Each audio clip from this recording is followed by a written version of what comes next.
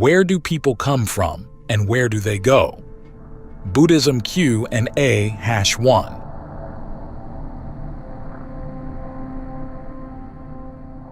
Introduction. Where do people come from and where do they go? There can be three answers to this question. Those who believe in one or more deities often argue that before being created, humans did not exist, and then humans were brought into the world by the will of a deity. That person lives their life, and after death, depending on what they believed or how they acted in life, will reside forever in heaven or perpetually in hell. Others, the scientists, believe that each individual comes into existence at conception due to natural causes, lives their life, then dies, ceasing to exist. Buddhism does not accept either of these explanations. The first interpretation raises many ethical issues. The most important thing to remember is that life is not a business transaction.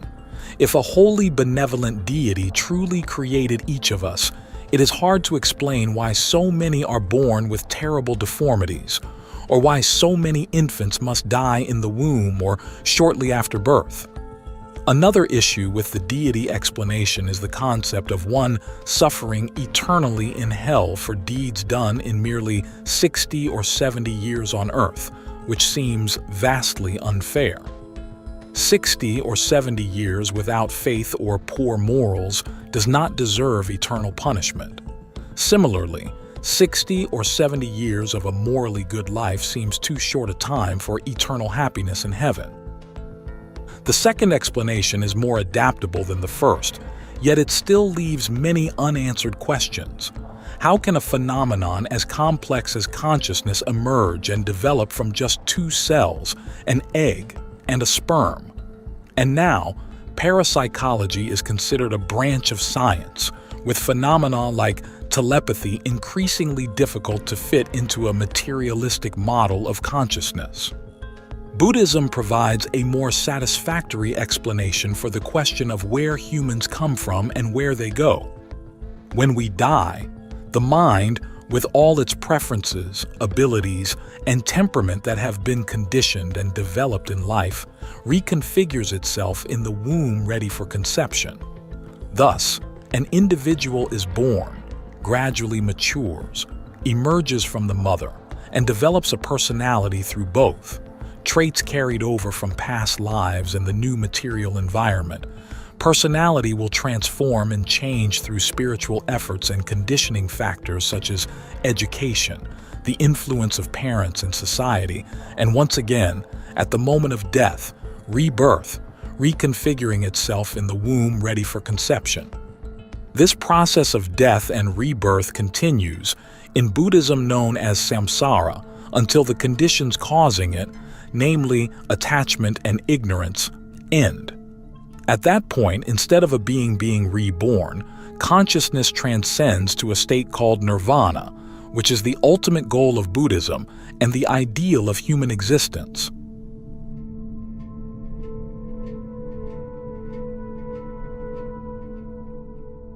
Chapter 1. How does consciousness move from one body to another?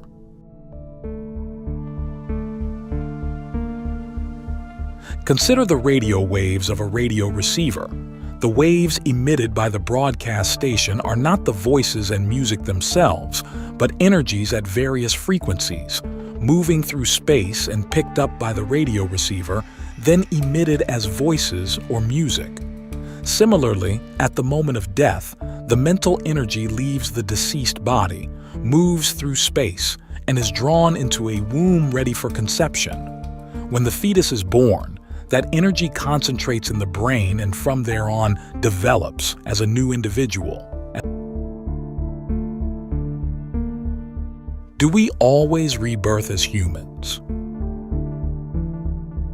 Not necessarily. There are various realms into which one might be reborn. Some people are reborn in heavenly realms, others in hell, still others in the realm of hungry ghosts, etc. Heavenly realms are not a place but a state of existence. where beings have subtle physical forms and consciousnesses that experience happiness and comfort. In some religions, there is a devout effort to be reborn into a heavenly realm, mistakenly thinking that this state is eternal. But this is not the case. Like all conditioned phenomena that require conditions to arise, the heavenly realms are also impermanent, and upon the end of their lifespan, beings can be reborn as humans. Hell, likewise, is not a place but a state of existence where beings have subtle physical forms and consciousnesses that often experience anxiety and suffering, sadness.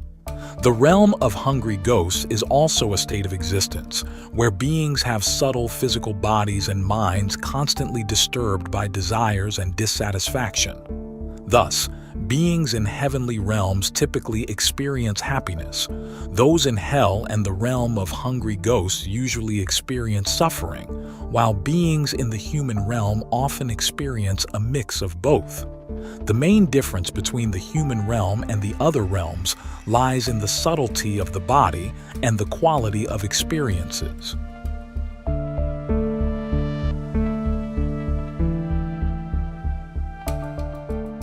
Chapter 2. What is Samsara? Where do people come from? Samsara means continuity. We have heard and known that nothing goes from existence to non-existence completely. Everything continues in one form or another. For example, clouds cycle into rain, and rain cycles into water. Water is the continuation of rain. Rain is the continuation of clouds, and clouds are the continuation of the heat from the sun and water from ponds, lakes, rivers, and seas. There is always such continuation known as samsara. But let us not search for a specific form. We must not get trapped by form. If caught in form, we will not recognize the continuation. Looking at the rain, we must see the clouds, which is seeing with the eye of formlessness. The French scientist Lavoisier said, "Nothing is lost completely." Exactly so. There are at least three things that endure: thought, language, and our actions. Thought, language, and action in Buddhism are called body, speech, and mind. Mind means thought, speech means language, and body means action. Every thought of ours carries our signature.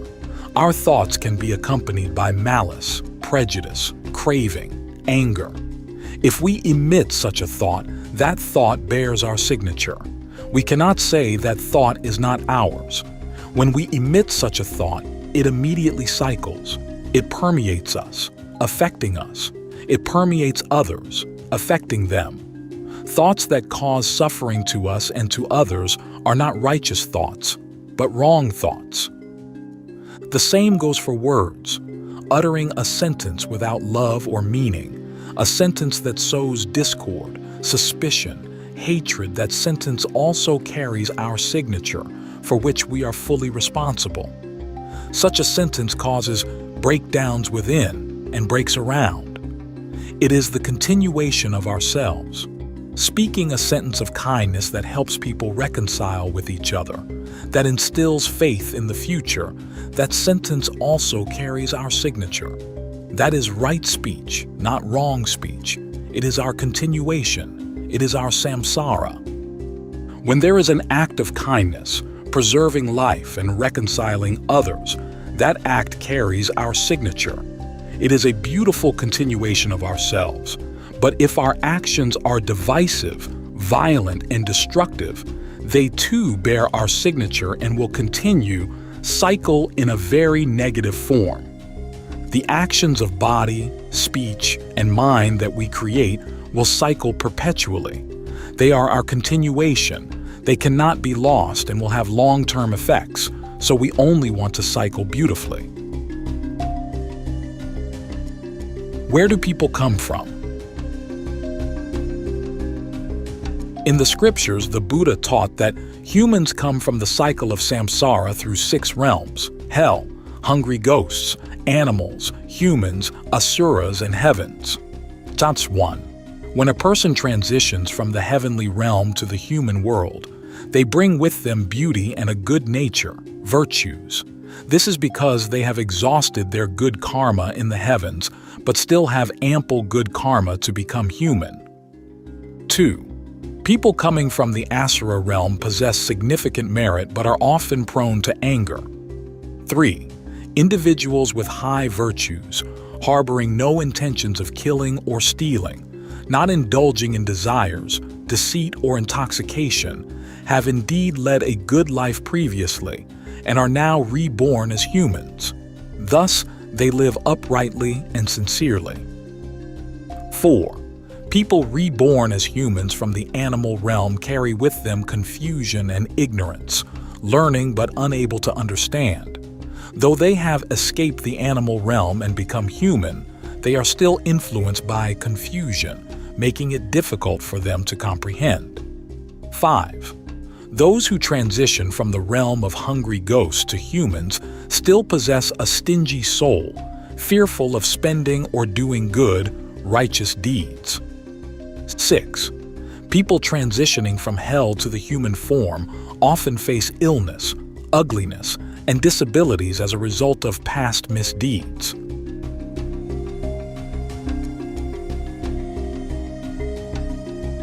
Chapter 3. What determines where we will be reborn? The most important factor, but not the only one, influencing our rebirth into a specific realm and how we live there, is karma.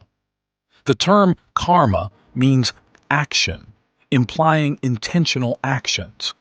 In other words, our current circumstances are largely due to what we have thought or done in the past.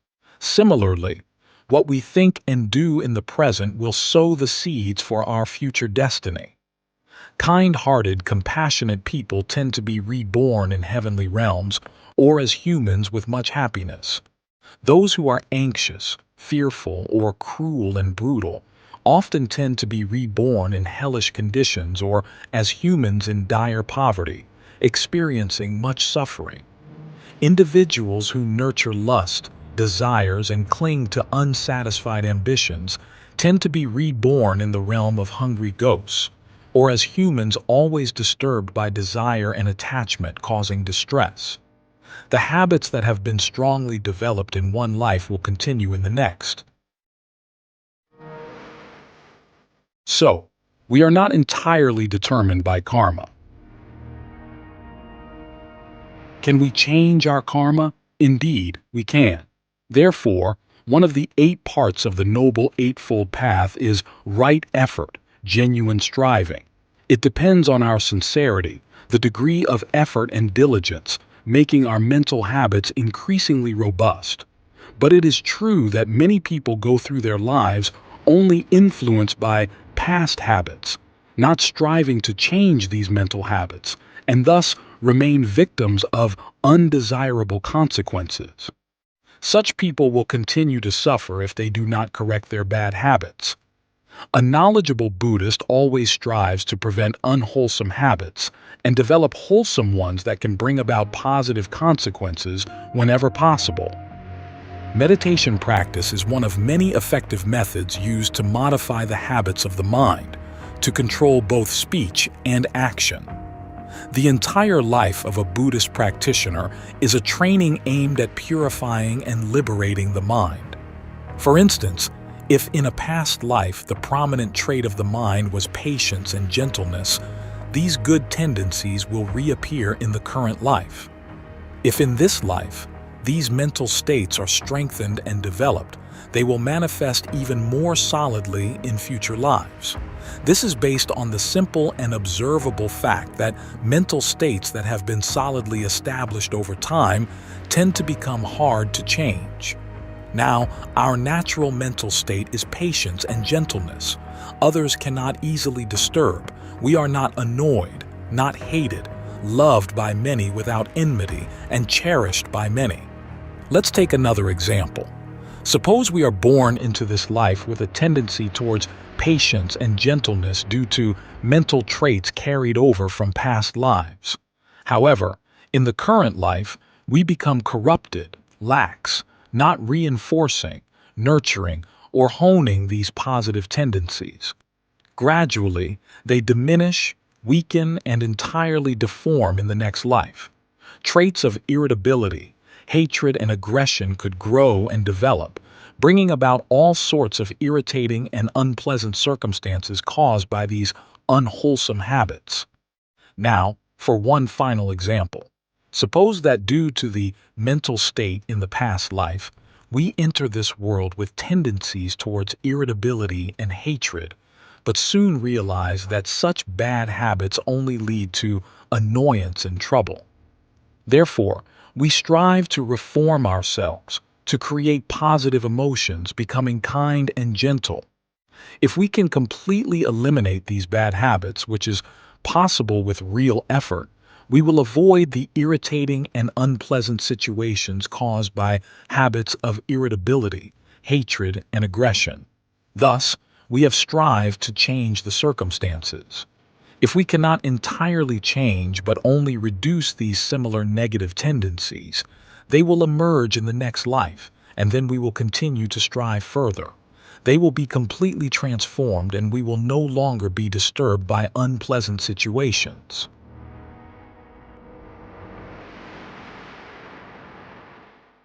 Chapter 4. What proves that we will be reborn after death? There are not only scientific facts to support the Buddhist belief in rebirth, but it is the only theory supported by evidence of life after death.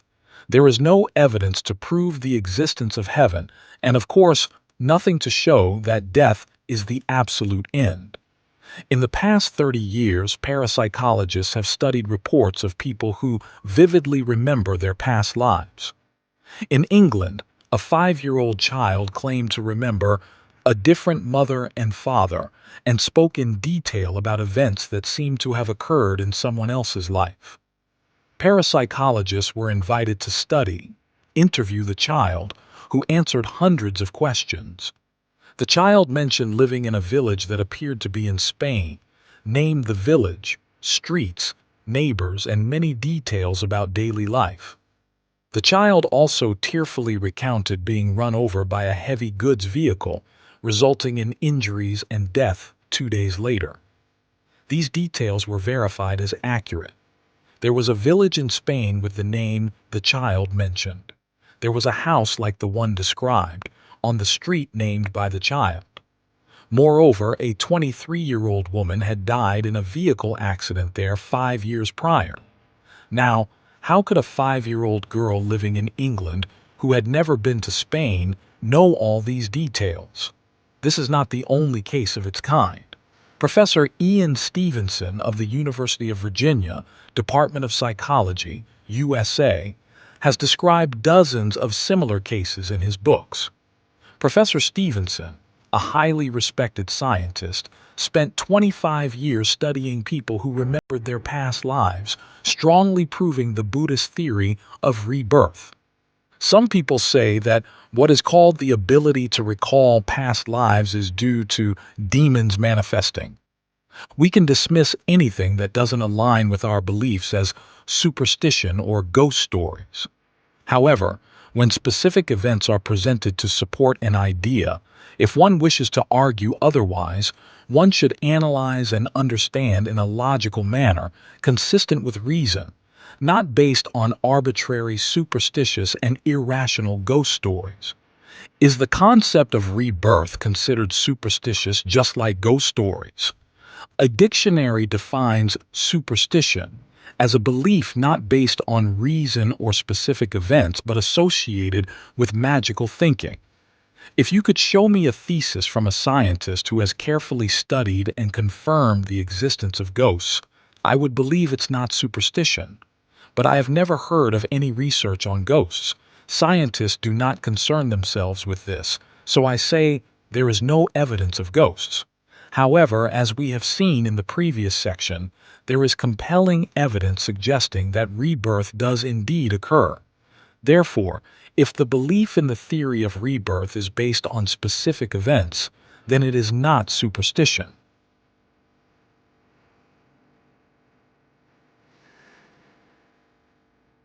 Chapter 5. Are there any scientists who believe in rebirth? Yes. Thomas Huxley, who introduced science into the education system in English schools in the 19th century and was the first scientist to defend Darwin's theory, believed that reincarnation was a perfectly reasonable idea. In his famous book, Evolution and Ethics and Other Essays, he wrote, "In the doctrine of transmigration of souls, wherever that doctrine may have originated, the logic of the followers of Brahmanism and Buddhism had at their disposal the means to construct a coherent scheme of the universe in relation to human life. This explanation is as rational as any other, and none will refute it as irrational, except those who think in a hurried, precipitate manner. Like the theory of evolution, the theory of the transmigration of souls arises from the actual world and is supported by deductive reasoning, examining each item to find similarities for classification. Professor Gustav Stromberg, a renowned Swedish astronomer and physicist, friend of Einstein, also found the theory of rebirth compelling. There are various opinions on whether the human soul can reincarnate back on Earth or not. In 1936, a very noteworthy case was investigated and thoroughly reported by the Indian authorities. A child, named Shanti Devi in the capital Delhi, could detail her previous life, in Mutra, 500 miles from Delhi. This previous life ended about a year before she was born in the current one. She provided the names of her husband and children from the past life and described her home and life. The members of the committee investigating this case took her to meet her relatives from the past life and confirmed all her statements as correct. For the people of India, stories of reincarnation like this are considered normal, but what is astonishing in this case is the girl's extensive memory. This and similar cases can be regarded as clear evidence of the inherent nature of the doctrine that memory is not completely destroyed. Professor Julian Huxley, a renowned British scientist and the first Director General of UNESCO, believed that the theory of rebirth is harmonious with scientific thinking. There is nothing to prevent the transmission of an individual consciousness after death, much like a wireless message is transmitted from a broadcasting station. But it must be remembered that the wireless message only becomes a message when it encounters an appropriate receiver. Our consciousness is similarly transmitted. It cannot think or feel unless it is reincarnated in some body. Our personality depends on the body we have, so it is unthinkable that survival would be pure sensations without a body. I believe that something is transmitted related to each individual, similar to the relationship of a wireless message to its transmitter. However, in this case, death, as we see, is just the disturbance of various patterns, wandering indefinitely through the universe until it becomes consciousness again, due to contact with something acting similarly to a radio receiver on the mind.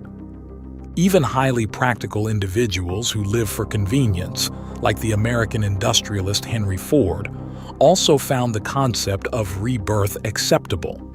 He embraced the idea of rebirth because, unlike monotheistic or materialistic notions, rebirth gives us a new chance for self-improvement. Henry Ford said, "I adopted the theory of reincarnation when I was 26. Religion had offered me nothing that satisfied, nor did business life fill me with content. Business would be pointless if we could not carry over our experience into a next life. Discovering the theory of reincarnation, it seemed to me that I had found a universal plan. I realized there would be a chance to work out my ideas. Time was no longer limited. I was no longer a slave to the hands of the clock.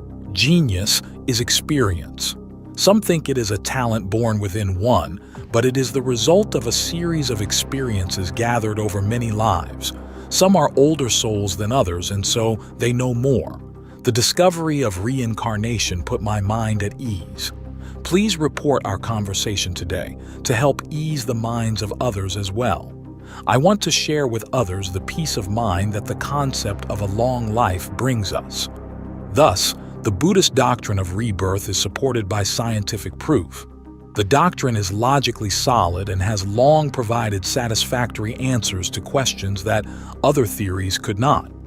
This doctrine also brings a source of peace and comfort, not the desperation of a lifestyle that does not give us a second chance, no opportunity to correct mistakes made in life, and no time to develop further the skills we have nurtured. According to Buddha, if we do not achieve nirvana in this life, we will have a chance to try in another. If we have made mistakes in this life, we can correct them in the next. We will be able to learn from past mistakes. What we have not been able to do or achieve in this life, we may be able to accomplish in future lives. Truly, a wonderful doctrine.